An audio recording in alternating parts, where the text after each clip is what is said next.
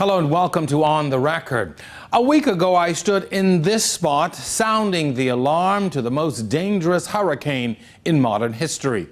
Thankfully, at what seemed like the very last minute, the majority of the Bahamas was spared the full brunt of monster storm Hurricane Irma.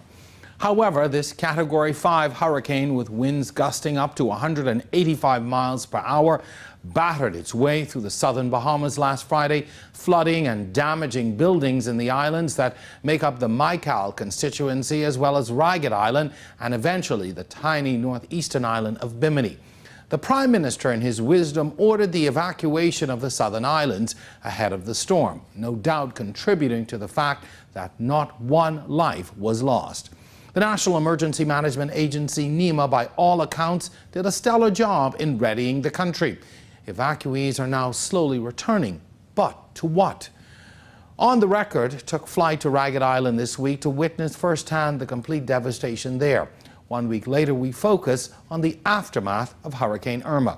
Coming up in this show, the MP for Ragged Island, Chester Cooper, gives us a personal tour of his hurricane-ravaged constituency.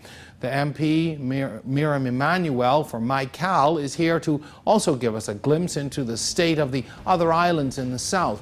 Plus, the telecommunications newcomer, alive, weathering its second storm since entering this market. Damien Blackburn, Chief Alive Officer, is also here, as well as Transmission and Maintenance Manager of BPL, Sterling Moss. It's all on the record. I'm your host, Jerome Sawyer. Our show begins on the other side of this break.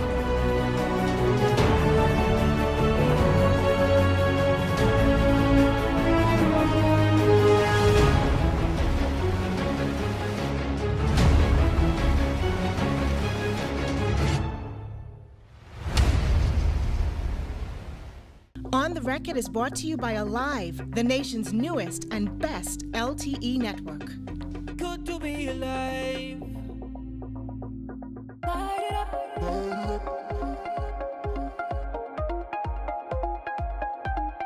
No one does summer like we do. It's just a way of life. Light it up.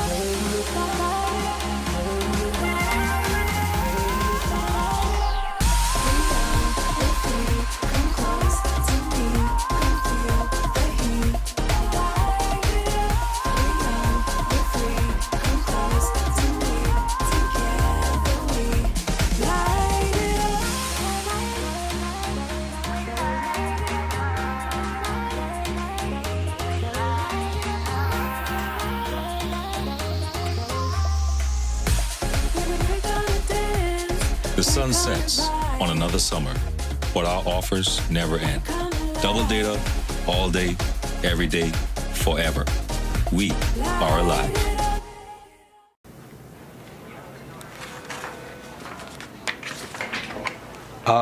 What are you doing?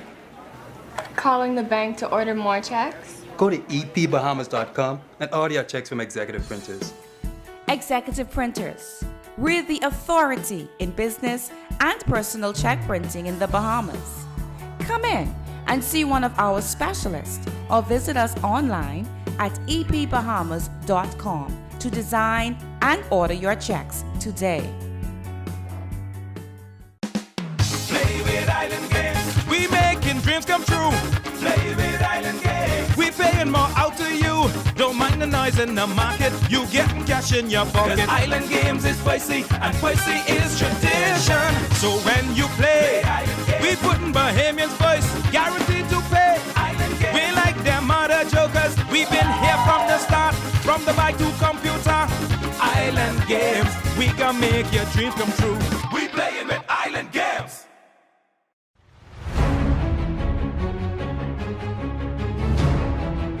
Welcome back to On the Record. 3 days after the all clear was given, On the Record touched down in Ragged Island. My cameraman Brandon and I were not sure what to expect.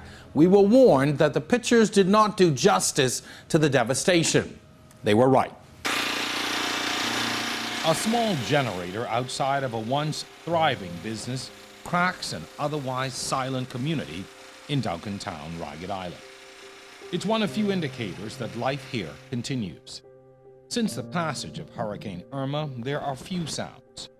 No power, phones, running water, few moving vehicles, life here has all but paused.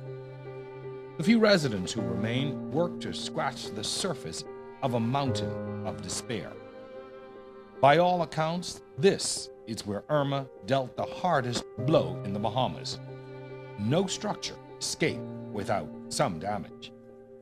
The stench of stagnant water, dead animals greet you the moment you disembark at the airport. There to greet you are the remains of a once quaint airport. The drive into the only settlement on the island reveals the scars of a battle waged by Mother Nature on this small, defenseless community. Utility poles are snapped like discarded toothpicks. Power and phone lines are mangled atop and adjacent to the road. As you get closer into the community, the magnitude of the devastation is sobering. The structures are battered, some beyond recognition. Roofs gaping or gone altogether. Entire walls crumbled to bits. Windows blown out. Businesses destroyed. How could anyone have survived this, we asked? Craig Maycock answered it for us. And it ain't nothing I ever seen in my whole entire life. I see 4 or 5 hurricanes, and that one was the worst. Waves, everything blowing on. Man, I can't really explain it. You couldn't even see nothing when it really come on. It's just like there's one smoke of white. Like the whole island on fire, you know what I mean? Can't really explain it, man. That's the worst thing I ever see in my life, I tell you. Were you afraid for your safety? Did you fear for your life at any point? No, I wasn't really scared for my life, but I was a little timid and sparry now. But I never think I was gonna die or nothing, because my roof never blow off or nothing, but a couple of things bites through my window, a couple of debris flying bites my window. That's when I really get, you know what I mean, a little scared. Even though I had a piece of batten across it, it hit the batten and still bites the window. Now, why didn't you evacuate? Why did you decide to stay and ride out the storm? Well, I got plenty of animals. I got about 500 pigeons, and I got pigs, and I got my dog. And I had X amount of crawfish, but I managed to get the crawfish out before the hurricane came on a plane, you see. So I decided I might get my wife and my daughter out, so I decided to chill right here, man.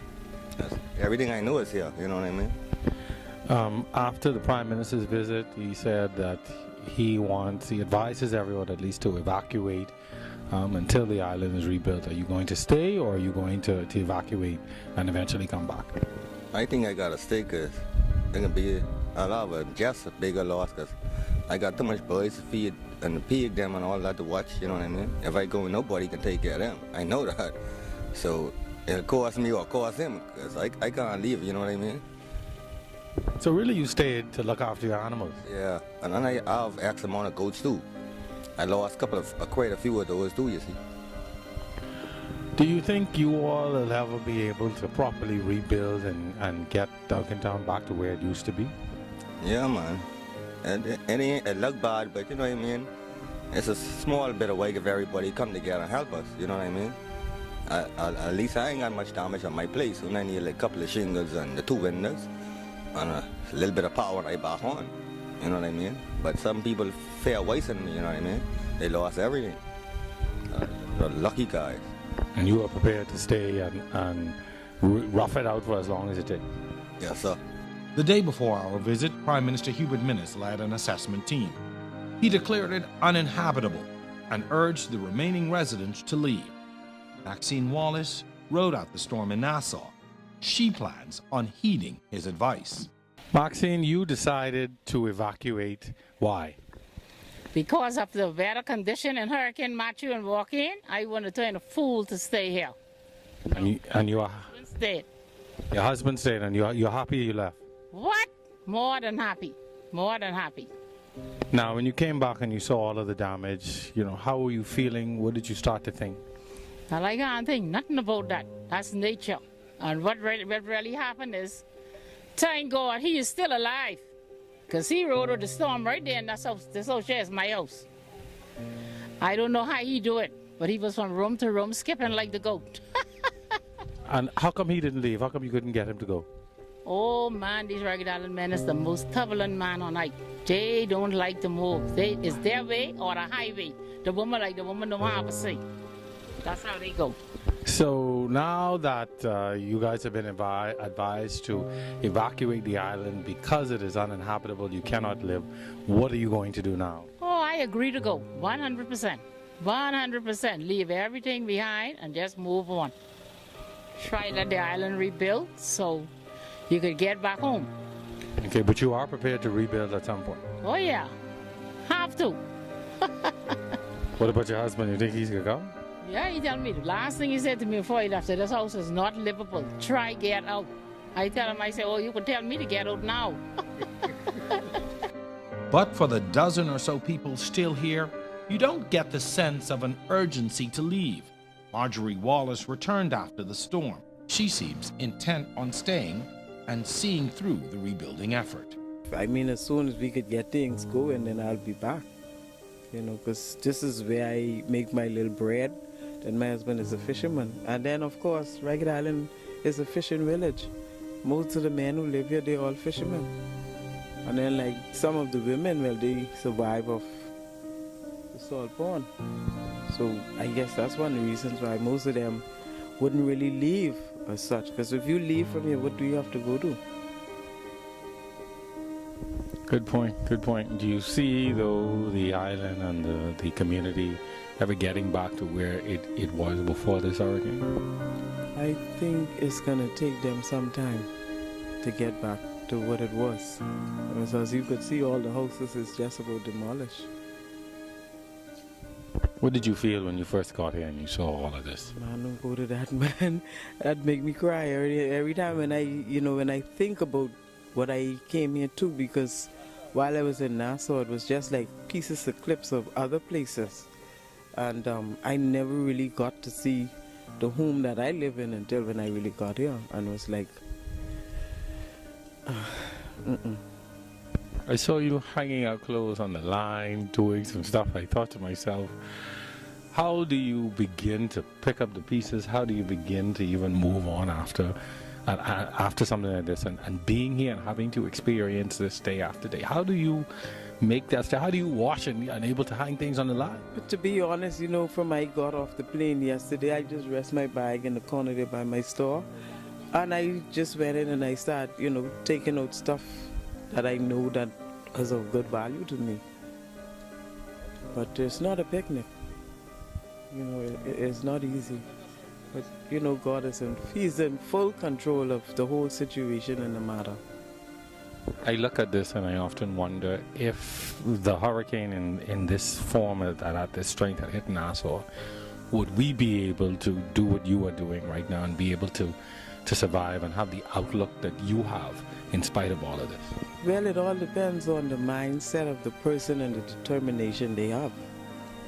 You know, I'm one of those persons, I just don't allow things to get to me. I have to move on, regardless of what the situation may be. Good spirit, good spirit. So you're definitely here to rebuild? Well, I need to. I need to, because when the others come in, like I say, this is where I make my little 1 or 2 cents from. And they don't come around all year. They come like after, like when the winter season in United States, the others would come here. And then they would be all the way in the back of Hawkeye Point, and they would come in the little dinghies. Then because of the communication that I built with them, like when they come in October, November, and all the handcraft stuff that I do, they order it and they make a down payment, and then when they come back, then they purchase their stuff. But like now, I don't have anything, you know. So now it's a rush for you to get ready for the winter season? Exactly, yeah. I have to start from scratch. Well, best of luck to you. Yes, I appreciate that.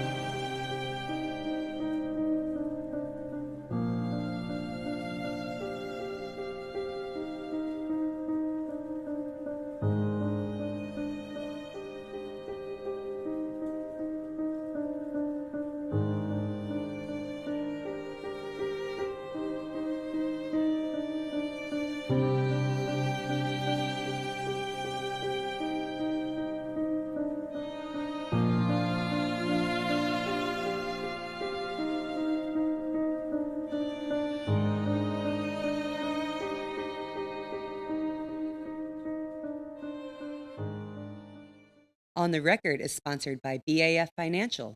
BAF for life. I'm free to live my life, yeah. Free to be me, yeah. The way I wanna be. Doing the things that I wanna do. Yes, I'm living my life, hey. BAF for life. Yes, I'm living my life, hey. BAF for life. For life, BAF has got you covered. So, what are we gonna watch? I want to watch Spider-Man. I have popcorn. No, I don't want to watch that again. Let's watch something else. So, what do we think? We'll take it. Great. At Home Design Center, you'll find everything you need to breathe new life into your home. Furniture and accessories that will give you the style, comfort, and accents your whole family will fall in love with. It'll feel like home before you even get it there. Home Design Center. Make your house a home. It is never easy to witness nature's wrath. One single named path of destruction over the course of a few hours, sometimes minutes, sometimes seconds, can change your life forever. There's nothing you can do to prevent a hurricane from being destructive by nature. But there is something you can do to protect your assets and ensure safety for not only yourself, but also the ones you love. When disaster strikes, be prepared. J.S. Johnson Insurance Agents and Brokers, giving you peace of mind.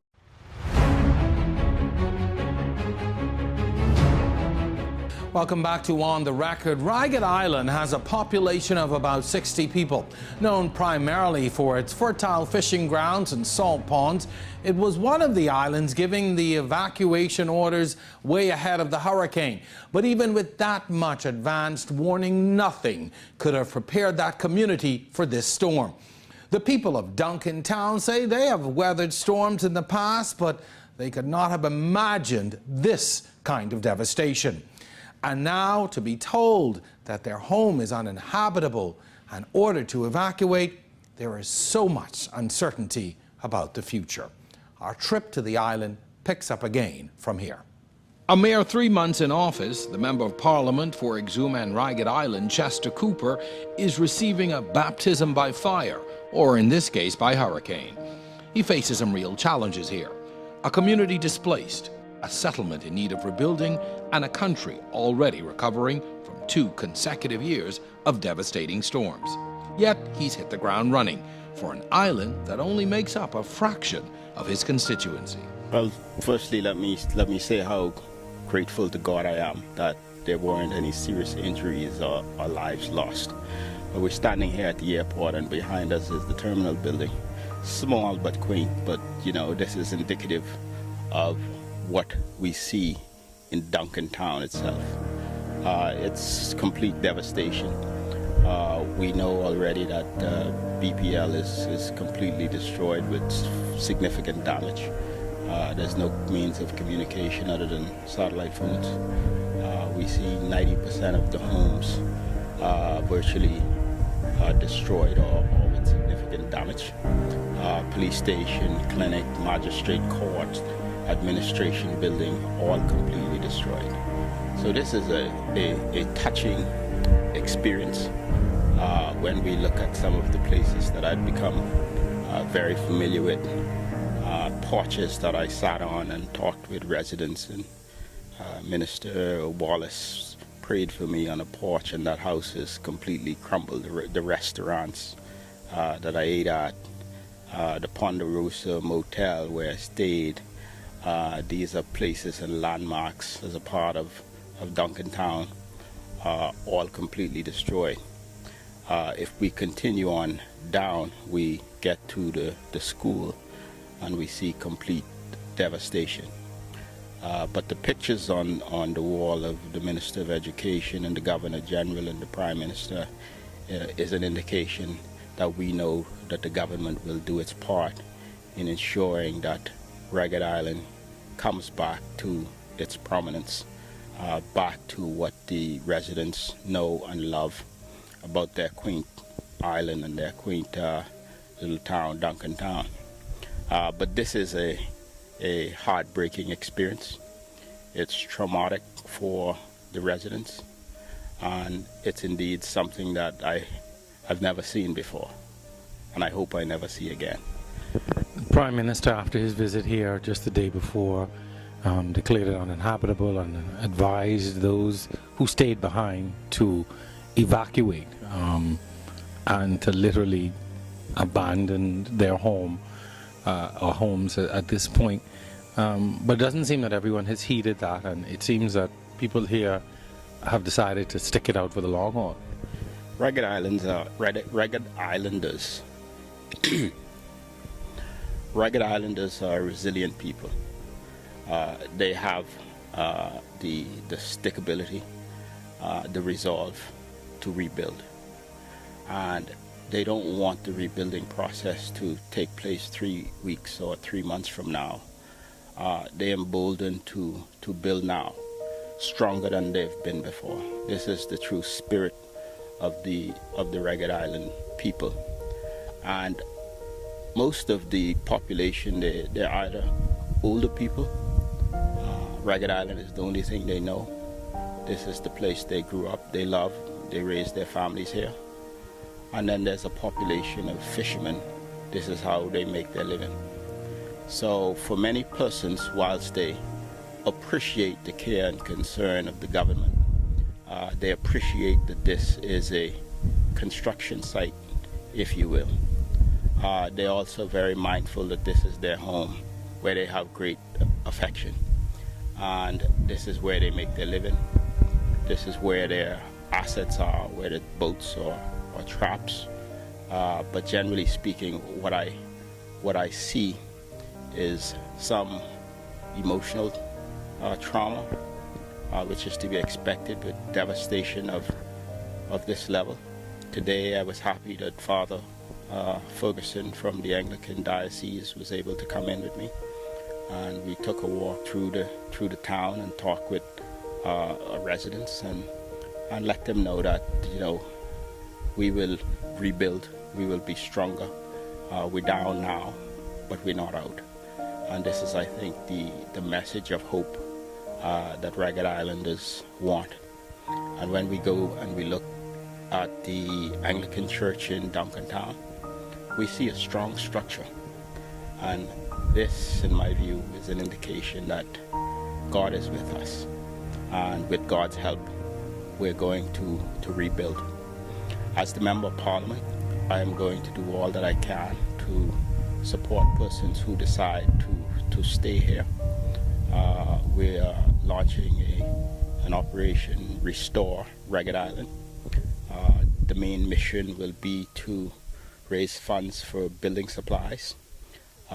Every dollar that we raise through this operation will go towards building supplies for the people of Ragged Island, to rebuild the residences in particular. I will, of course, work along with the government to see how there might be public-private partnerships to assist in rebuilding the government buildings, the police station, the clinic, the administration building, the magistrate courts. Many of these buildings, in fact, needed restoration. So one of the positives that will come out is that we will see a new Duncantown, a new and improved, if you will. And if there could be some hope brought to bear, it would be that with the resolve of the people of Ragged Islands and the Ragged Island and the descendants of Ragged Island, with my support and the support of the government, people who love Ragged Island and people who are very moved by the devastation, we will rebuild and we will be stronger than before. You represent Exuma and Ragged Island. I think sometimes people even forget that. You've got a large island, small community, but with huge needs. And with so much else going on, your first time into politics and having this now being brought to bear, are you sort of charting your way through this and managing all that comes along with this? Because, I mean, from our time here today, you know, when people see you, that engenders a hope in them that the rest of the country is paying attention, but they're sort of looking to you in many ways to lead all of this, even though there is central government, but they're looking to the MP to lead the charge. And how are you sort of taking all of this in and making things happen? Well, I've been called to lead. This is what I will do. The people of Ragged Island elected me to be their voice in Parliament and their liaison with the government, and this is what I will do. I will remain very level-headed in the process. There's a lot of anxiety at the moment. Emotions are running high. People are feeling the traumatic effects of what has just happened, and this is all understandable. It is my role to ensure that every Ragged Islander feels that they're part of the Bahamas, and as Bahamians they have the same rights and entitlements as Bahamians living anywhere else. So this is the beauty of our archipelago. We have small communities across the chain. Ragged Island is one of those communities. Ragged Island has always been a very self-sustained place. As I walked around during the last few months, Ragged Islanders basically said to me, we don't need much. We don't require much of the government. We want a port of entry. We want the services that's going to make our life easier. There are services like power and utilities, water, communication services that's available anywhere else in the Bahamas, and we'll make our own way. And this is the spirit of the Ragged Island, and it's refreshing. They do want a port of entry here in Ragged Island. They appreciate much of the infrastructural work that's been done over the years. There are a few other things that we're working on to help to advance the cause of the people here. But by and large, we're dealing with a resilient people. Now, one of the things I find interesting is we would have 3 months ago come to an election that divided the country. But over the past few days, you've seen government and opposition hand in hand going through these assessments and doing what is necessary. Do you think this really is, or could be, sort of a turning point as a country to begin now to heal those wounds of an election and to pull us back together for us to understand that at the end of the day we are just one people? Well, I hope this can be a point for the beginning of that healing process. Indeed, we're still very divided as a country. It's unhealthy. Coming through today, I don't see PLPs or FNMs. I see Ragged Islanders. Yesterday, I was happy to visit with the Prime Minister and his delegation. We visited Auckland and Crooked Island, and we ended here in Ragged Island. I think the coming together of the two major political forces in the country, showing a united front to the people, demonstrates that there are some things more important than politics. So I commend Prime Minister Minnis for his maturity in the process, and our leader, Philip Brave Davis, for accepting the invitation to be really a part of the process. We must all be engaged. We must continue to work together, opposition and government, to help to move our country forward. Neighbouring Exuma shares more than just a Member of Parliament. Reverend Ethan Ferguson is responsible for the Anglican Church in Duncantown, Ragged Island as well. He joined our delegation to the storm-ravaged settlement. Now, coming back to Ragged Island today, it is devastation. And it is difficult to see, people who are thriving and self-sufficient for the most part, now in a place of where they really need us to respond, and they really need our help and assistance. And I think it's what community is about. It's what we as a people ought to be about. And so definitely it's an opportunity for us as Bahamian people, as a community, to respond and to lend a helping hand, and to see what we can do to rebuild and get things back up and running, a state of normalcy. I think is very important. It is an opportunity for Ragged Islanders as well as, Exumians. Ragged Island and Exuma has a very close connection, as well as people throughout the Bahamas who know what storms and these kinds of things can do to a people psychologically, to pitch in, to say we're standing with you, we are here for you, and we are willing to tangibly help. It's an opportunity for corporate Bahamas to also reinvest. And I think as we look around and see the devastation and the destruction, I think it's an opportunity for the government itself to come in and to do a proper assessment of what is needed here in Ragged Island, and in terms of rebuilding, to really strategize, for this fishing community, this fishing village, what it is that is needed to make it even more self-sufficient, to thrive and to progress and to grow, so that they can really be Ragged Islanders in the truest sense. You move throughout the community, you see the level of devastation, you see people trying to cope even with the little things. How do you continue to keep those people encouraged, to minister to them, and to engender hope in them? Because you look around and you see this, and those of us who are unaccustomed are sort of taken aback immediately, but people continue. And how do you continue, as the church continue, even from a spiritual perspective, to engender hope and to keep hope alive in these people? I think the message, the overriding message, has to be one of thankfulness. And it's a matter of perspective from this aspect. And that is seeing the glass as half full as opposed to half empty. There are storms and hurricanes that ravage lands and countries, and lives are lost. We lose material possessions, we lose things that can be reattained. Lives are lost and people die, and all sorts of things happen. So I think first of all, we have to have an attitude of gratitude. I think that's the first step. And to be grateful that we're still here to tell the story. The house, the roof is gone, shingles are gone, furniture, you have to replace all these things, but they are replaceable. That is so important. Lives are not. And so I think that's the first thing, and that's where the source of hope comes from. Well, of course, the church, the message of Jesus is hopefulness, and it's despite all the odds, despite all the chips being down, that God is still in control.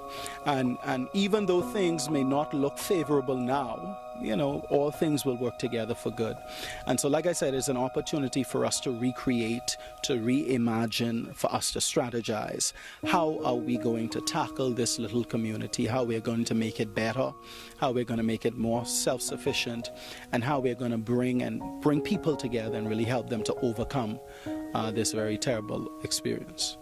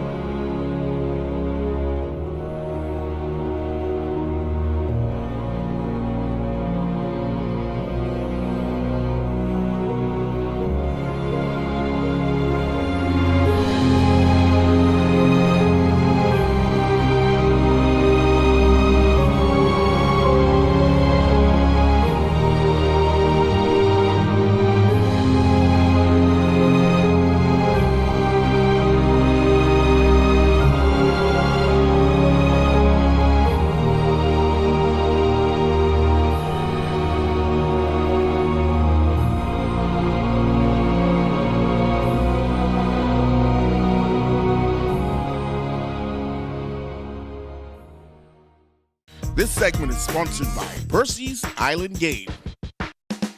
Play with Island Games. We making dreams come true. Play with Island Games. We paying more out to you. Don't mind the noise in the market, you getting cash in your pocket. 'Cause island games is spicy, and spicy is tradition. So when you play, we putting Bahamians first, guaranteed to pay. We like them other jokers, we've been here from the start, from the bike to computer.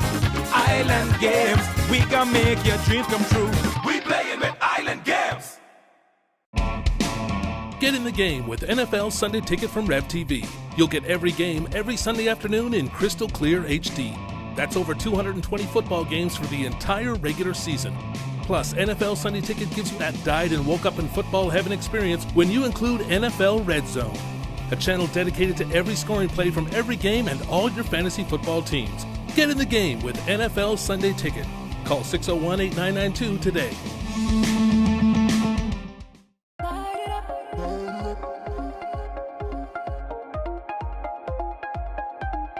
No one does summer like we do. It's just a way of life. Light it up. We're free. Come close to me. Come feel the heat. Light it up. We're free. Come close to me. Together we light it up.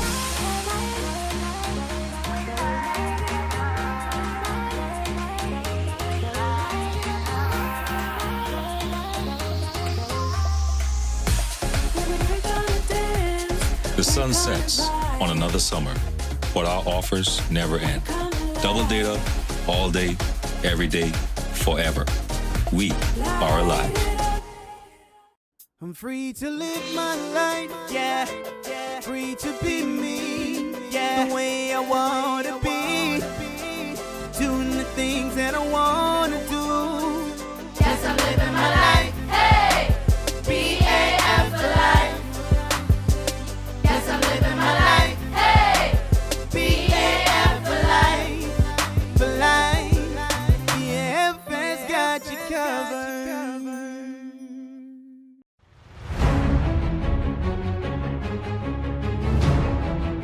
Welcome to the second half of tonight's show, Hurricane Irma, the aftermath. Member of Parliament for Michael, Miriam Emanuel, joins me to give us a report on how the Southern Islands, Miguane, Nagua, Crooked Island, Acklands and Long Key would have fared in the storm, as well as the Chief Alive Officer, Damien Blackburn, to update us on how the network would have performed in this storm as well. And the transmission and maintenance manager of BPL, Sterling Moss, as the restoration of power is key to this overall recovery process. Welcome to On the Record. Sterling, welcome back. We sat here a week ago with a much different view of what we thought would happen. And I know that we've all been very busy in the hours and days now after this hurricane. Miriam Emanuel, I'm going to start with you.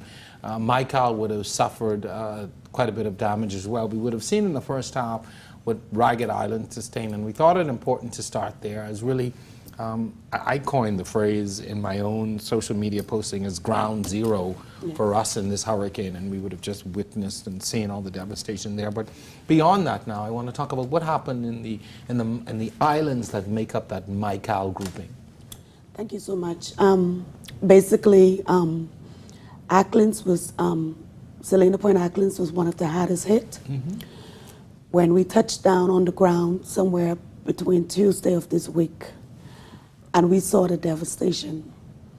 As the Member of Parliament, basically, I wanted to not believe, basically disbelieve, this can't happen. What type of wrath came to my thoughts? Why was it so devastating? And for me, seeing all of that, it caused, I must say, some fear. As you know, new to politics. It's my first time. And here it is, that one of my islands in the Michael constituency, Selena Point, is devastated. I felt at that moment helpless because we know the road to recovery can be very long. But I'm quite satisfied that the other islands Inagua fared well, Crooked Island, Meguana, and Long Key with minor damages, but still needs things to be done. But Selena Point is the biggest issue right now for me going forward on the road to recovery. What would you say is needed the most in a Selena Point right now? Honestly, Jerome, Selena Point is not livable right now. Wow. The houses, the infrastructure, no light, no water, and basically the sea. We have an additional sea within the entrance coming into Yeah, I would have read that. Yeah. Selena Point. Since Wednesday or so, we have had persons from Selena Point who was sent there to clean up and to prepare. But the report is now, our graveyard, we had bodies that came up. There's a hazard, a health hazard. There's also some other challenging issues, equipments, and no lights, no water. And so to explore right now, to say for Selena Point to really get clean up to prepare the people to come back, in my view, it still needs to be reassessed. Wow, interesting. We'll get back to that in a bit. I really want to talk about BPL and what is happening in those southern islands and Ragged Island. I mean, as I said in the introduction, the restoration of power is critical in a recovery effort. You know, we all know that you can't do anything without electricity. But so let's talk about really the amount of damage that your network would have received in those islands, speaking specifically to Ragged Island and now Selena Point Islands. Yes, thank you very much, Jerome. It's good to be here again. The impacts, as was mentioned, on BPL's infrastructure, of course, was catastrophic in Ragged Island. We've appreciated how our teams have come together to work at the logistics in terms of a restoration effort. I traveled into Ragged Island, saw the damage firsthand, also traveled into Selena Point, and as the honorable members pointed out, Selena Point would be a particular area of concern for us, especially because of the water ingression. So we have some lines down in Selena Point. We also have a power station there. The honorable member talked about water, which is a critical issue.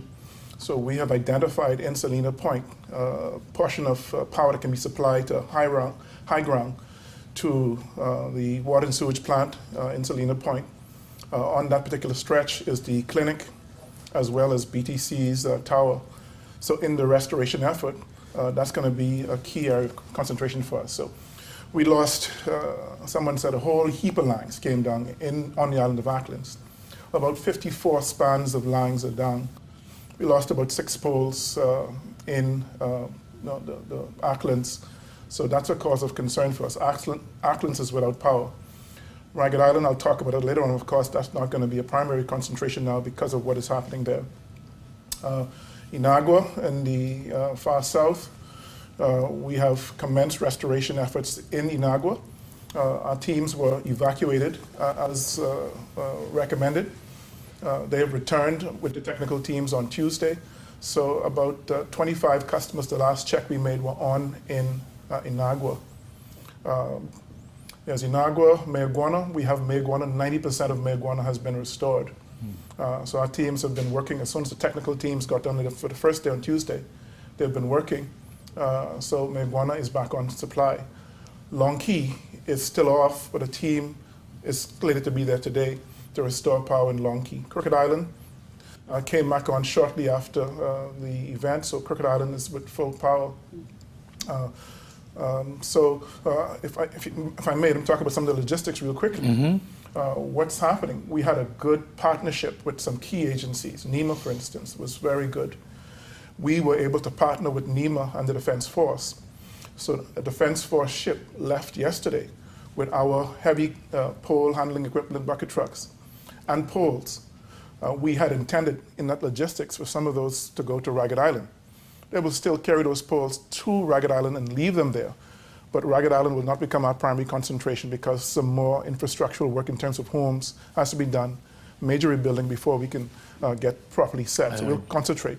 Good point. I do want to explore sort of where Ragged Island would fall in all of this. We'll come back to that. But Damien, I want to bring you in on this discussion now. What has been the role really of Alive in all of this? I know that your network is not as far into the south as some of these islands, but you have had an active role in all of this. Yeah, we operate on 5 islands at the moment, our network, and really our role is prepare well. We did that. Our preparation started from the moment we started building the networks. We've invested over $2 million in backup power solutions. We did have 35% of our sites through the hurricane in all the affected places on our network working on backup power. We lost very few sites. A lot of people have praised us for our service. We did have some challenges. Some of our biggest challenges were in Bimini. We only had limited engineering support in Bimini through the path of the hurricane as it entered the Bahamas looked like it would go through Bimini as a Category 5, so we were only able to put limited engineering support in that island. We rushed to Bimini as quickly as we could on Monday to make sure that I personally went with 4 engineers to make sure that we got engineers there as quickly as possible because communication is so key to people nowadays. I would like to just praise all the heroes I've seen. We've seen heroes on this program here today who are standing resolute to build, rebuild. Our job is to stand with you in Alive as you rebuild your communities. What did we do immediately? We've done lots and lots of things. We made sure, even before the storm hit, that every evacuee who came to New Providence was given an Alive care package and a phone. We gave free plans to those people. I'm pleased to say this morning we're going to extend those plans for a week. We've sent more phones to the affected areas. Power was a big issue, so I personally handed out hundreds of battery chargers in Bimini. We've sent battery chargers to the other islands and care packages again. Myself personally, or my team reached out to every community leader in the impacted areas. The MPs first, Chester Cooper, Mrs. Emmanuel, Adrian Gibson, Picewell Forbes, all had impacts in their constituencies. We are consulting with all of the community leaders, the island administrators, and offering help, and have taken help where we're sending planes anyway for our own purposes. We've taken the opportunity to put immediate relief supplies on, and we're giving those to the relevant authorities for distribution. Excellent, excellent stuff. And we're going to slide into the break in a moment. And reason I wanted to sort of get this discussion going is people that understand that this restoration is such a large undertaking. And I think for those of us who are in the unaffected islands like New Providence, we immediately get back into our normal routines without understanding and appreciating that our brothers and sisters and family members in these other islands are still, in many instances, in desperate positions. We're at the point of the break in the show. We're going to continue our discussion right after this.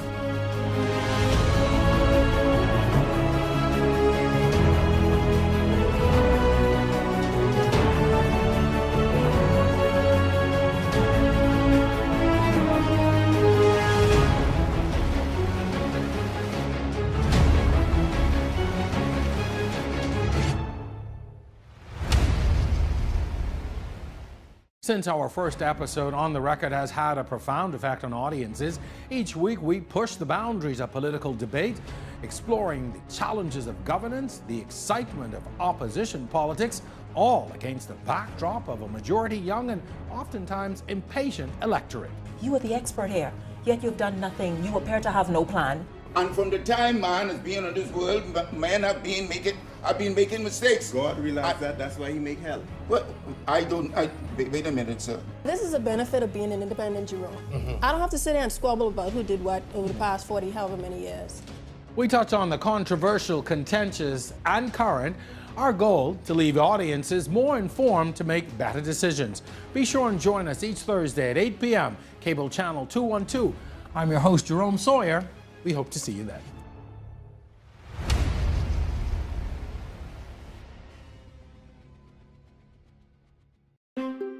Relax, enjoy, savor, unwind, and exhale.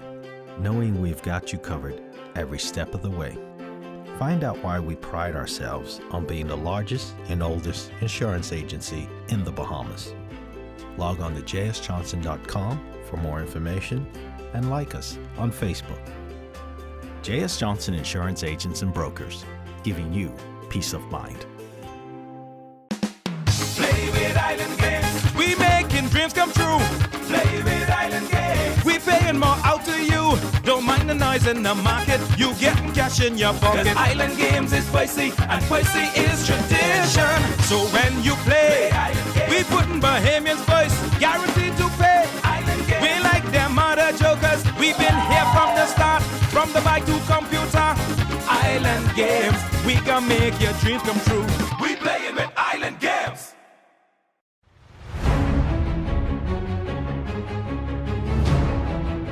Welcome back. This is our final segment in this episode. Tonight we're looking at the aftermath of Hurricane Irma. Right now, a lot of focus is on removing or returning the evacuees to the various islands that they were moved from prior to the storm, which by all accounts was an excellent idea given what would have happened in some of these places. But there is a concern now of what these individuals will face when they get back home, one. And secondly, in places like Ragged Island and now even Salina Point, where the government is asking that those who are left there evacuate, but we're now hearing that there is resistance. You know, that's a very difficult thing to ask someone to leave their home. It is, and the fear is that not that they don't want to, they don't know what they're coming to. And coming to Nassau, I can tell you the family islanders are completely different from persons who reside here in Nassau. They don't think like us. They don't live like us.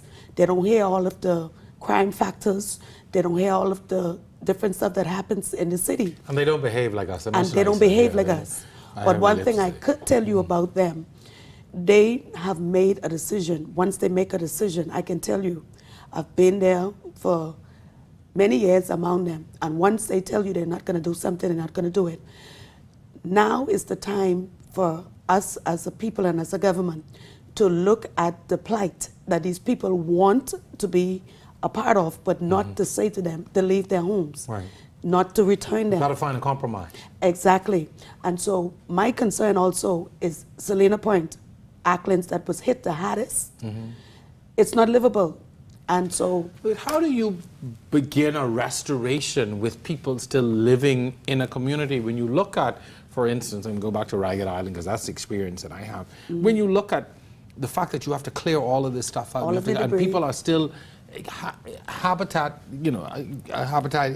there. How do you do that work? That is a very serious challenge. It is, and it cannot be effective because what I've seen on the ground, even Ragged Island is not a part of my territory, but Ragged Island within itself should have been graciously find a way to break it soft to the person to say, okay, if you want restoration, you want to be restored quickly, then let's go to X, Y, Z. Let's move on the side. Same thing with Salina Point. Do you think people are fearful that once they leave, nothing will happen? Once they're in Nassau, that, okay, well, you're out of it now, maybe the restoration will be slower? I guess it's a possibility because there's a saying, out of sight. Out of mind. And out of You're mind. quite correct. I'm going to use the BPL now example. You talked about, you know, the supplies that have gone down to those islands and the fact that you're dropping off poles in Ragged Island, etc., and coming back. Why? We would think that, you know, at this point, let's begin the restoration immediately. Let's get power up to them. Good point. One of the issues, and we really applauding our teams and our coordinators in this effort, we were piggybacking with the Royal Bahamas Defense Force. So on their vessel, we have equipment that is going to Ragged Island. They are offloading the equipment, which will be for setting up temporary camps, maybe to help those folk who are on the island, giving them some living accommodations and finding a way to feed those folk on the island. So as the Royal Bahamas Defense Force stops there first as their priority, because people are on that island that's devastated, we said, hey, take some equipment for us. They'll offload it. And then they're going to move further south to Inagua. And we also have equipment on that vessel. That should be in Inagua by tomorrow. And then our crews will fly in tomorrow and aid in the restoration. So that was the logic behind that. And of course, we're mobilizing crews into Acklins, and a few of the other islands. You talk about Bimini in the north as well to help with the restoration. Damien, does this hasten your resolve to now bring service into those other islands? Yeah, we were very well advanced actually on our rollout to the other islands. We were about to launch in Andros and Exuma. Those plans will obviously be on hold a little bit. We need BTC to do one or two things, and they are undoubtedly busy this week with restoration themselves. So we hope to restart that as soon as possible. We have looked at plans now for the worst impacted places, particularly Ragged Island and Acklins, and we are looking at how we can help get communications up as quickly as possible. I believe there is no communication in Ragged Island to speak of. When I was there, yeah. So, you know, I pledge to the people of Ragged Island there and the people who are going to go and construct.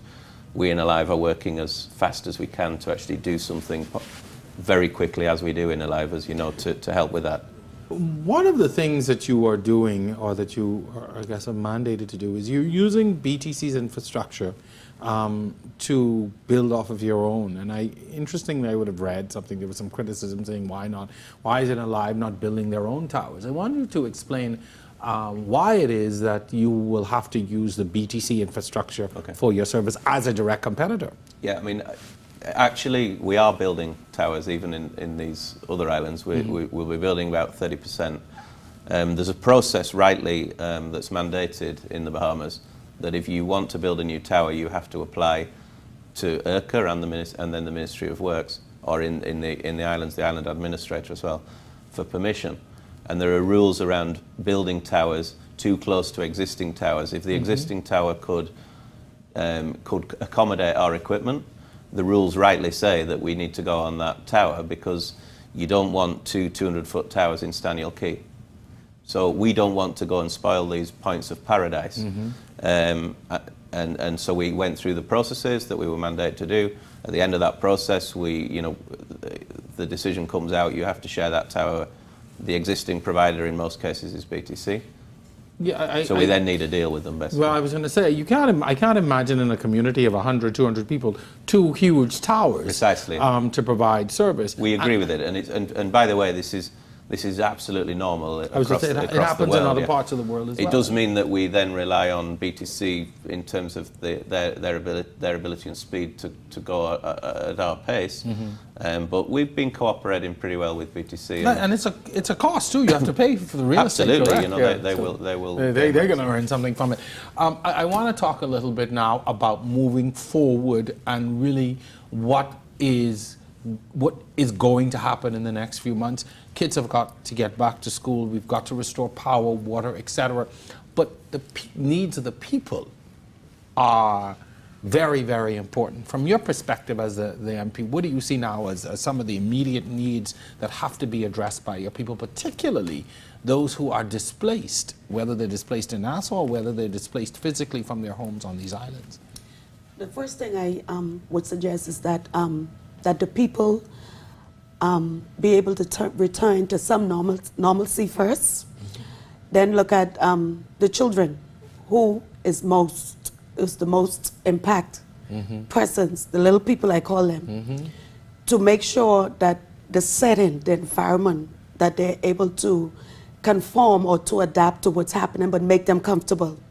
The schools, okay, the housing that they would need. So my thing now going forward is that we need the infrastructures up and running, the school, the environment that pose a problem, a health problem because of the hurricane and so forth. You've got dead animals, you've got stagnant water, and all this.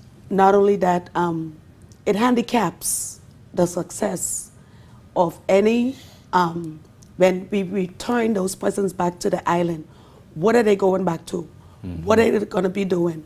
What is going to happen? Is this recovery going to take place now, or is there a delay? Question, is this the kind of discussion that's taking place around the cabinet table and in Parliament at this point?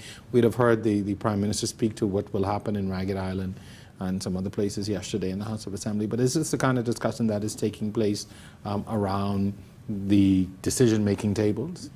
Yes, because the people now is the concern.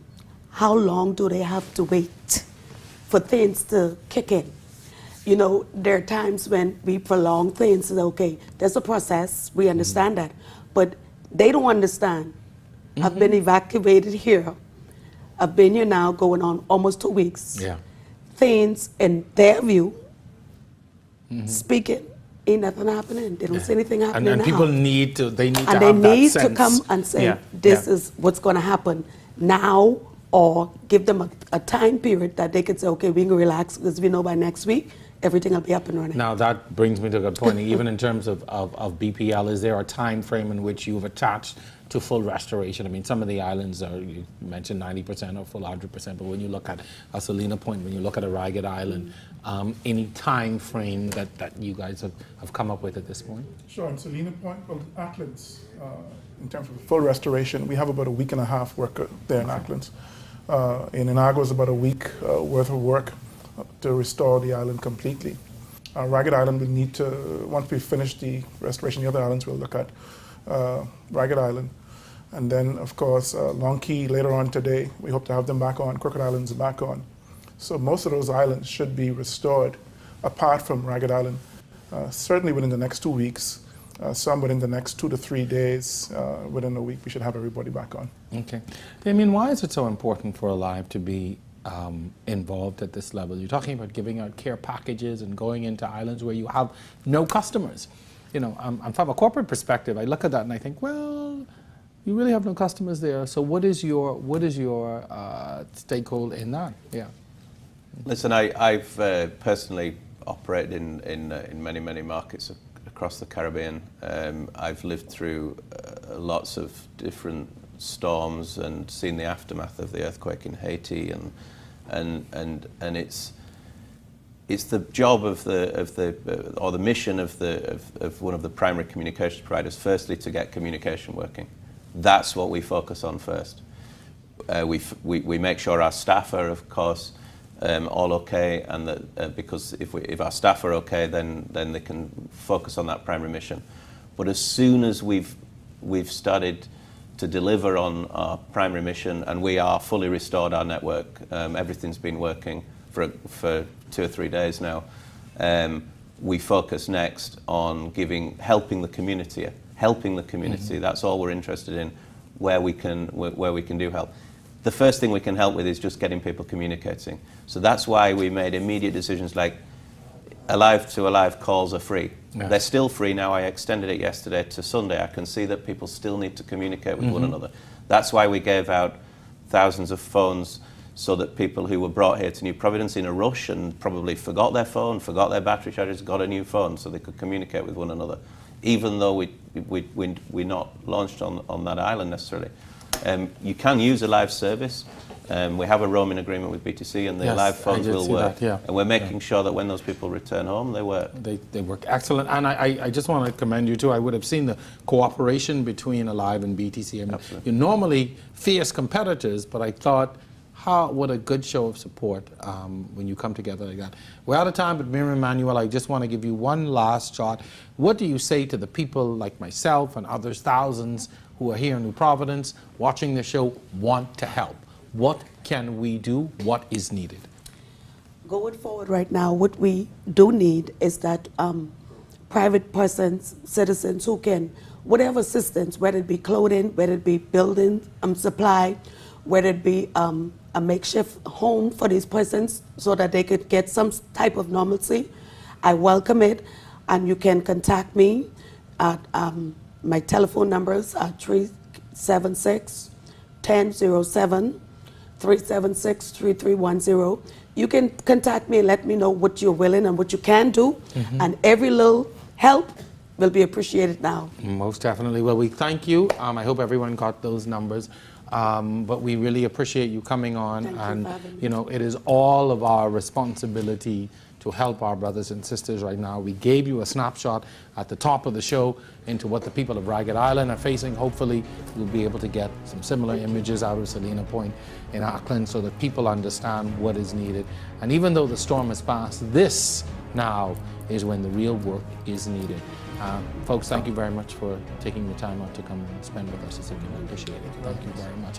We hope that you have enjoyed our show tonight. Special thanks to Chester Cooper, Miriam Emanuel, Dreamer Entertainment for the Ragged Island video coverage, Damian Blackburn, Sterling Moss, Craig Maycock, Maxine Wallace, Marjorie Wallace, Reverend Ethan Ferguson, my producer, technical staff, and of course you, our audience, for watching us. We really, really appreciate it. Thank you so much. We'll see you next time on The Record. Once again, I'm your host, Jerome Sawyer. See you next time.